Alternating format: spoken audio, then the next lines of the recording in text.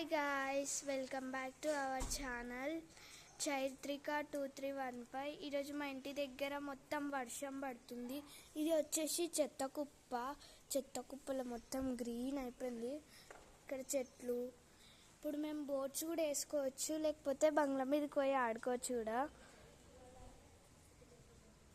చూడండి, మొత్తం water drops కూడా నిండిపోయినాయి. నాకు ఇట్లా వర్షంలో ఆడుకోవాలంటే చాలా ఇష్టం. ఓకే, మళ్ళీ మంచి వీడియోతో మళ్ళీ కలుసుకుందాం. Bye bye.